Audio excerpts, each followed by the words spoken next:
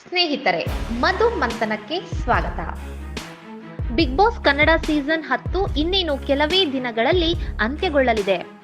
ಫಿನಾಲೆಗೆ ಈಗಾಗಲೇ ದಿನಗಣನೆ ಆರಂಭವಾಗಿದೆ. ಈ ಮಧ್ಯೆ ಬಿಗ್ ಬಾಸ್ಗೆ ಗ್ರ್ಯಾಂಡ್ ಆಗಿ ಎಂಟ್ರಿ ಕೊಟ್ಟಿದ್ದ ಡ್ರೋನ್ ಪ್ರತಾಪ್ ಅವರು ಆತ್ಮಹತ್ಯೆಗೆ ಯತ್ನಿಸಿದ್ದಾರೆ ಎನ್ನುವ ಸುದ್ದಿ ಹರಿದಾಡಿತ್ತು.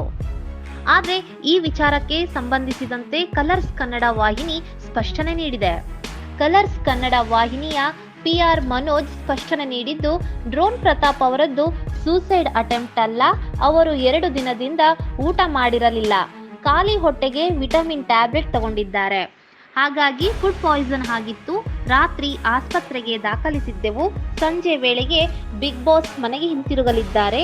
ಅವರು ಆರೋಗ್ಯವಾಗಿದ್ದಾರೆ, ಯಾವುದೇ ಆತಂಕವಿಲ್ಲ ಎಂದಿದ್ದಾರೆ. ಇನ್ನು ಪ್ರತಾಪ್ ಅವರ ಆರೋಗ್ಯದಲ್ಲಿ ಏರುಪೇರಾದ ಕಾರಣ ಬಿಗ್ ಬಾಸ್ ಲೈವ್ನಲ್ಲಿ ಅವರು ಕಾಣಿಸಿಕೊಂಡಿರಲಿಲ್ಲ. ಡ್ರೋನ್ ಪ್ರತಾಪ್ ಅವರು ಟಾಸ್ಕ್ಗಳನ್ನು ಚೆನ್ನಾಗಿ ಆಡುತ್ತಿದ್ದಾರೆ. ಅಲ್ಲದೆ ಮನೆಯ ಸ್ಟ್ರಾಂಗ್ ಕಂಟೆಸ್ಟೆಂಟ್ ಆಗಿ ಹೊರಹೊಮ್ಮಿದ್ದಾರೆ. ಇತ್ತೀಚೆಗೆ ಅವರು ಸರಿಯಾಗಿ ನಿದ್ದೆ ಕೂಡ ಮಾಡಿರಲಿಲ್ಲ ಎನ್ನಲಾಗುತ್ತಿದೆ. ಫಿನಾಲೆ ಹತ್ತಿರವಿರುವ ಕಾರಣ ಡ್ರೋನ್ ಪ್ರತಾಪ್ ತುಂಬಾನೇ ಆಕ್ಟಿವ್ ಆಗಿದ್ರು. ಟಾಸ್ಕ್ಗಳಲ್ಲಿಯೂ ಚೆನ್ನಾಗಿಯೇ ಆಡುತ್ತಿದ್ರು.